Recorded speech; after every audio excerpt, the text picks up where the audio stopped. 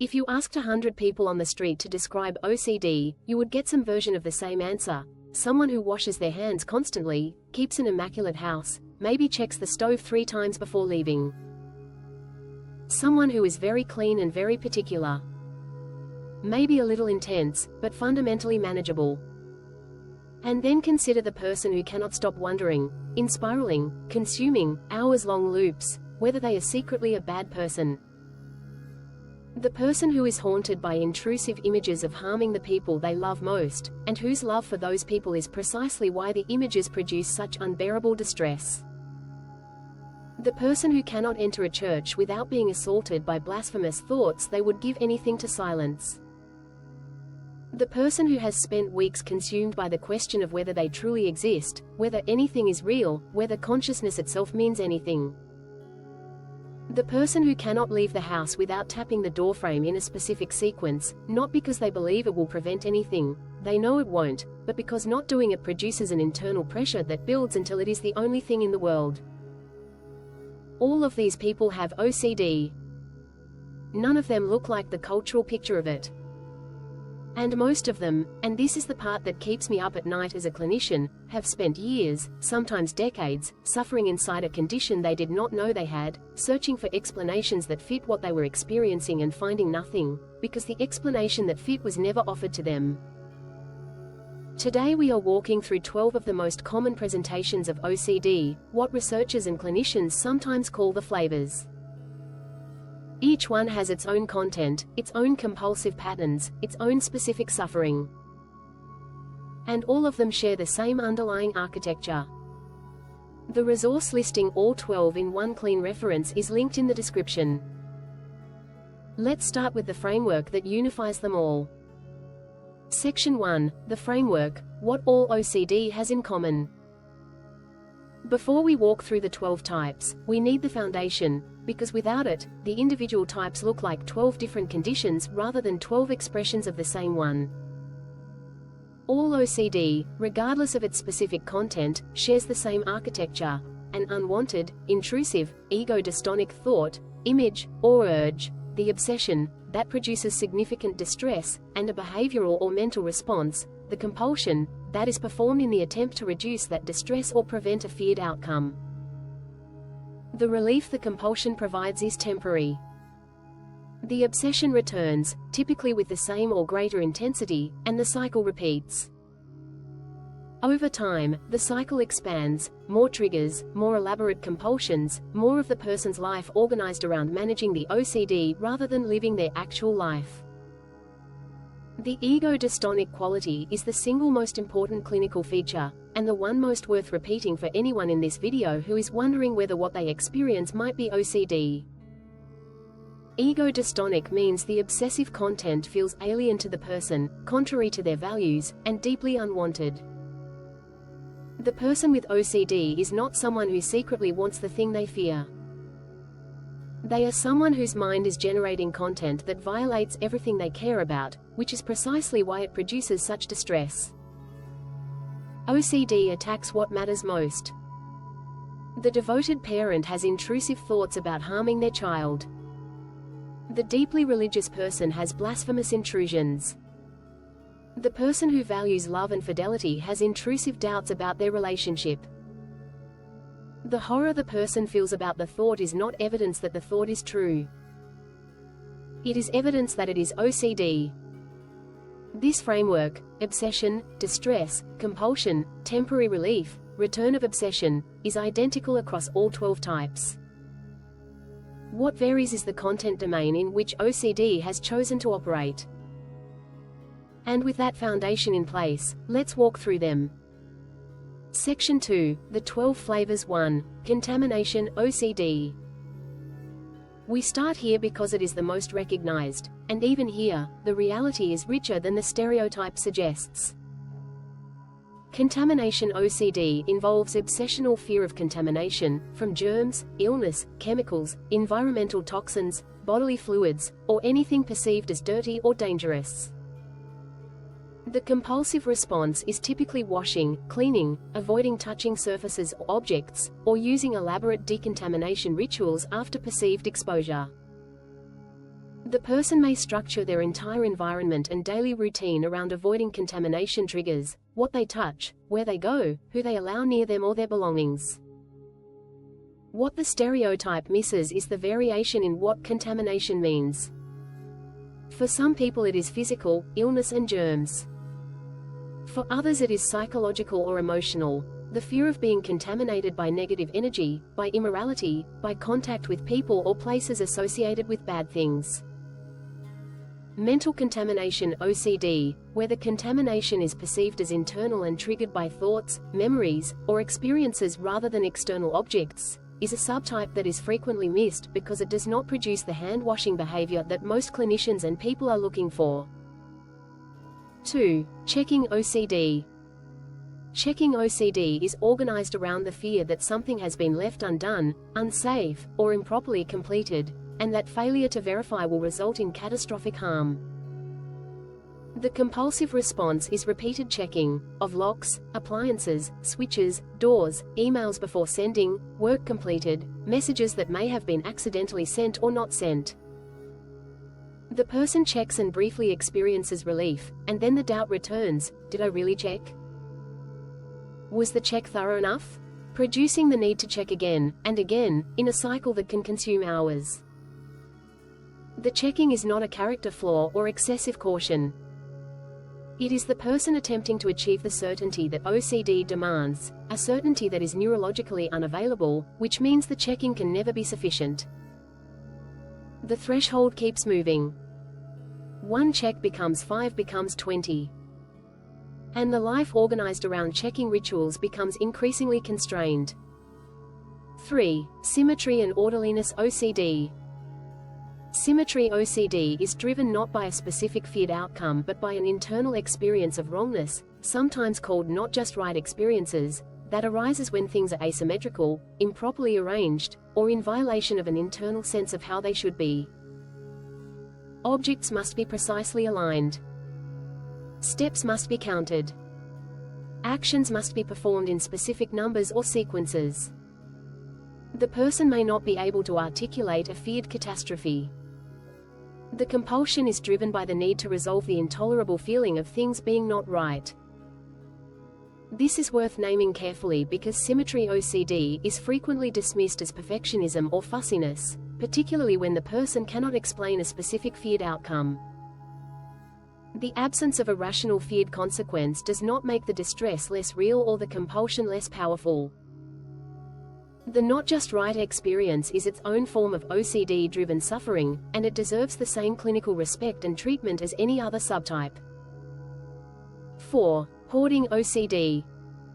A clinical distinction is important here.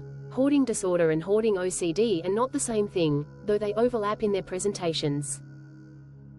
In hoarding disorder, the acquisition and retention of objects is associated with positive emotional attachment. The person finds meaning, safety, or comfort in their possessions and the distress is primarily about discarding them.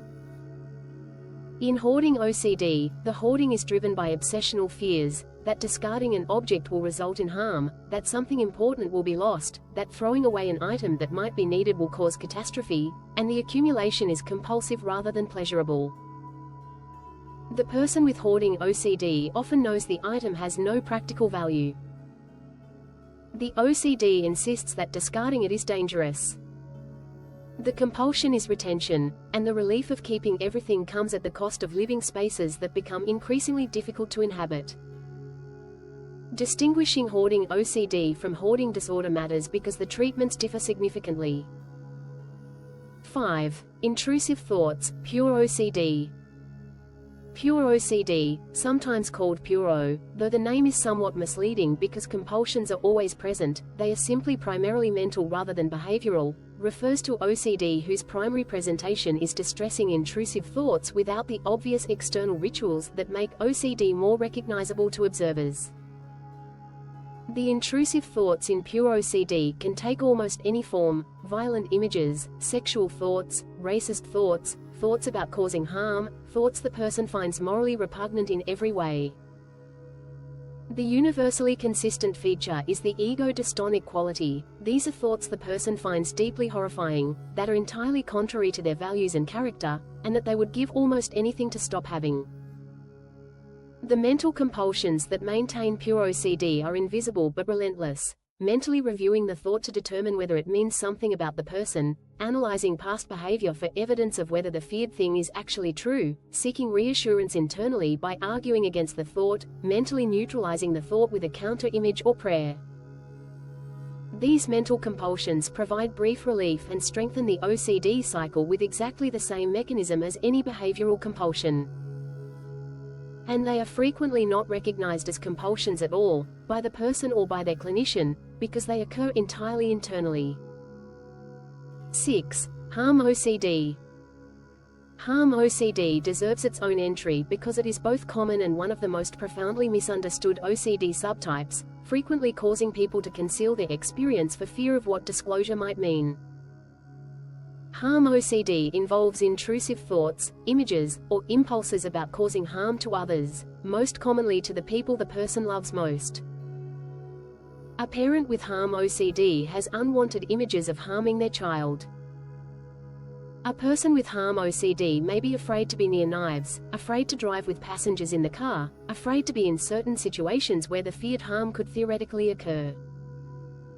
The clinical clarity on this cannot be overstated. People with harm OCD do not want to harm anyone. The intrusions are ego-dystonic. They are horrifying to the person because they are contrary to their deepest values. The fear and avoidance they produce are the clearest possible evidence that the person does not want to act on them.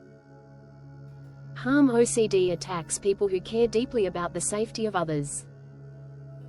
The horror is the diagnosis, not the evidence of danger. And people with harm OCD need to hear this said clearly and without flinching, because the shame and concealment that surround this subtype significantly delay treatment and compound suffering. 7. Scrupulosity OCD. Scrupulosity OCD operates in the domain of religion, morality, and ethics.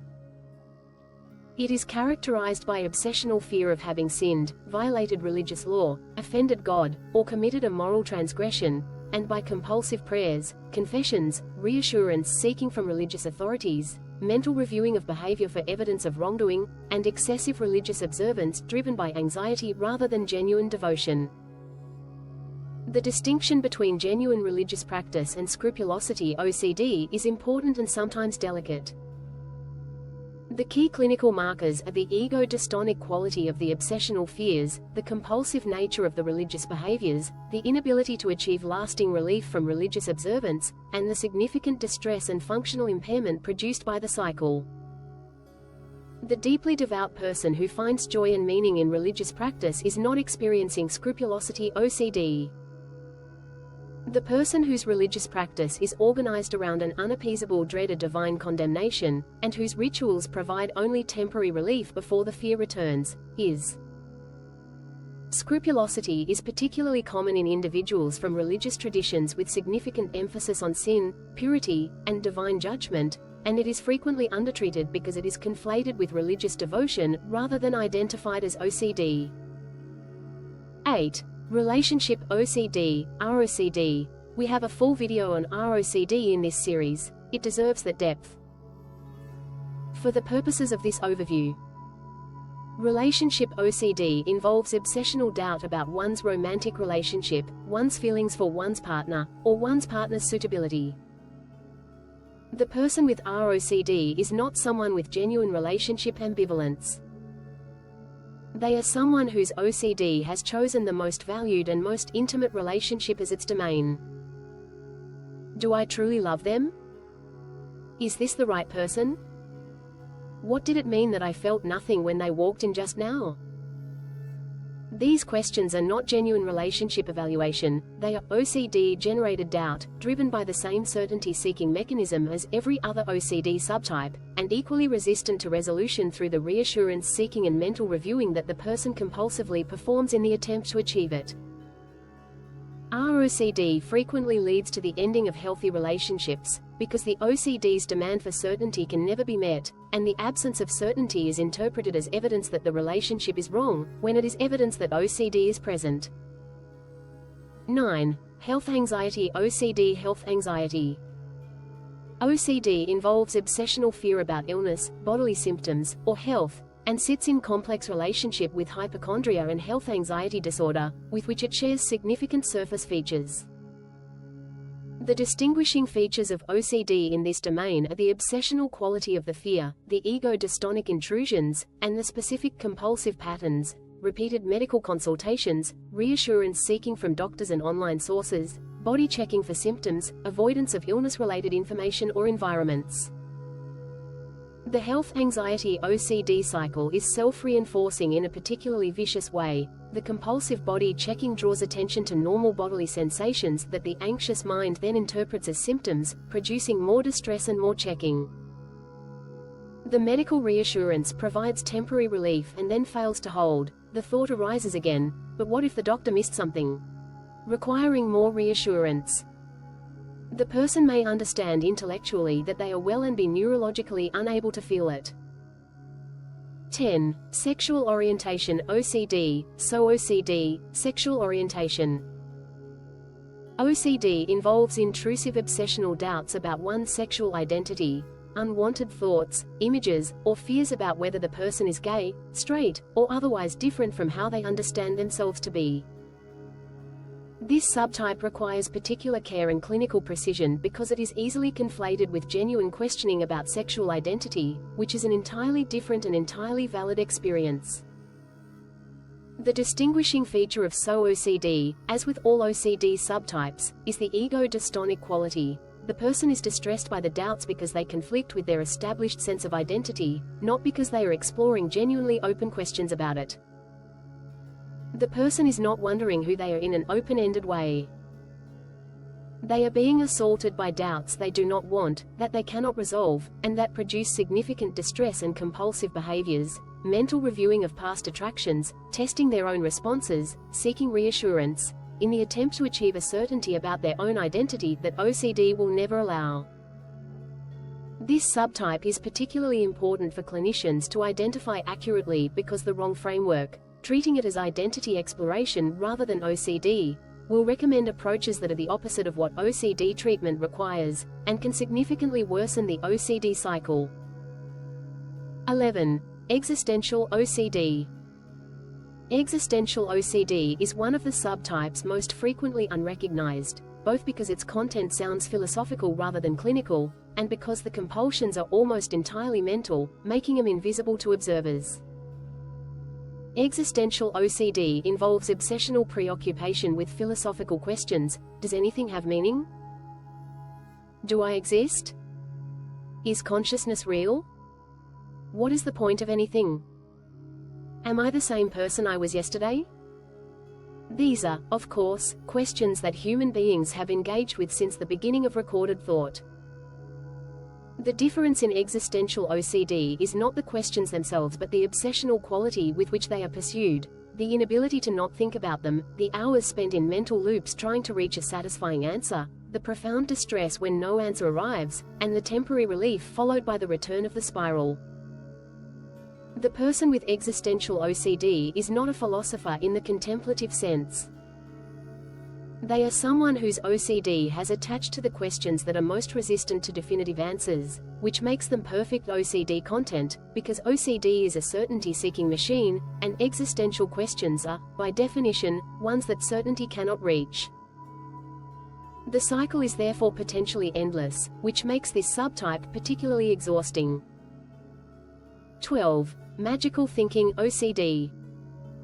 Magical thinking OCD involves the belief, experienced as compulsive and intrusive rather than as a considered philosophical position, that thoughts, words, numbers, colors, or specific actions can cause or prevent outcomes in ways that defy logical connection. If I think about a car accident, I will cause one. If I say the wrong word, something bad will happen to someone I love. Certain numbers are dangerous and must be avoided. Certain sequences must be completed or terrible things will result. The person with magical thinking OCD frequently knows, intellectually, that the connection between thought and outcome that their OCD asserts does not exist. The knowledge does not reduce the distress or the compulsive behavior. The fear that the thought might cause harm is real regardless of its logical status, and the compulsion to neutralize the thought, complete the sequence, avoid the number, or perform the ritual is driven by that fear rather than by genuine belief. Magical thinking (OCD) is sometimes confused with superstition, and indeed, many cultural and religious practices involve elements that resemble magical thinking. The clinical distinction is the ego-dystonic distress, the compulsive quality, and the significant functional impairment. The person who avoids the number 13 on buildings is engaging in cultural superstition. The person who cannot complete a single day without a 2-hour ritual of specific thought sequences designed to prevent harm to their family, and who experiences genuine terror if the ritual is interrupted, has OCD. 12 flavors. 1 condition.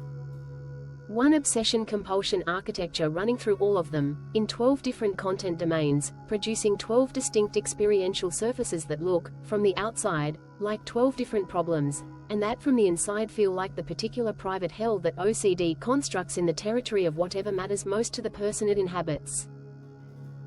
If you recognized yourself in one of those descriptions, or in several, because OCD can and does shift its content domain over time and can operate in multiple domains simultaneously, the most important thing I want to leave you with is this: what you have been experiencing has a name and a mechanism and a treatment. Not a perfect treatment, not a cure, but a highly effective, evidence-based treatment called exposure and response prevention that is specifically designed to interrupt the cycle that all 12 of these types share.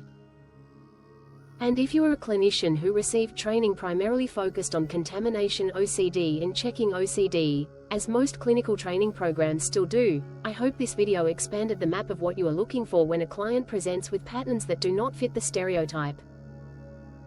The person in your office who is consumed by doubt about their relationship, terrified of their own intrusive thoughts, spending hours in philosophical spirals, or performing rituals organized around a system of magical logic that they themselves find irrational, may be presenting with OCD. And they may have been presenting with it, without recognition, for years.